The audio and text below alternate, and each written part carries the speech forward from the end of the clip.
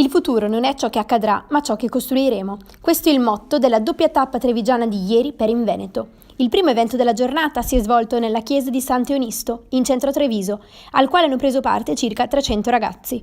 L'obiettivo dei progetti presentati nel corso della mattinata è quello di coinvolgere tutti i territori per generare luoghi attraverso le brillanti idee e la creatività degli studenti locali.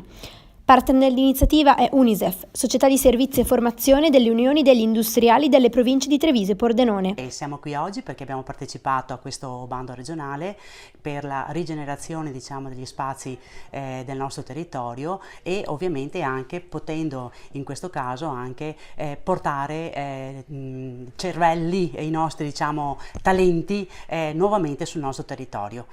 Le opportunità di azione sono state date ai ragazzi delle scuole medie e superiori locali, che hanno preso la parola durante il convegno della mattinata, presentando i progetti ideati. Le 4 aziende coinvolte offrono ambienti delle grandi potenzialità, che necessitano di idee fresche e giovani. Tra i progetti messi in risalto, la realizzazione di spazi culturali, parchi, musei, aree ricreative e di relax. Molti gli interventi per il progetto Rigenerarte. Le testimonianze di diverse scuole si sono alternate a testimonianze di sindaci, docenti e i proprietari delle varie aziende.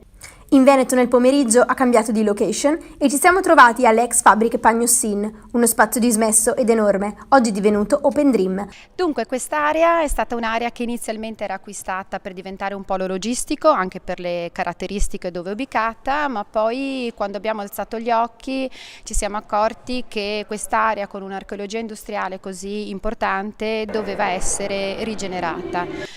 E da qui è nato un tavolo importante con lo UAV e con il CISET per capire di cosa il territorio avesse bisogno.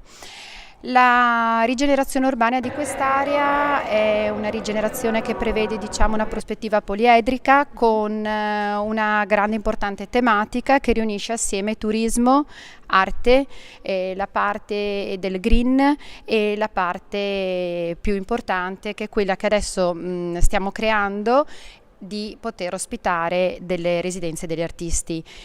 I ragazzi presenti sono stati accompagnati negli ambienti della fabbrica e hanno assistito alla proiezione del documentario La Divisa e all'opera La musica che riunisce.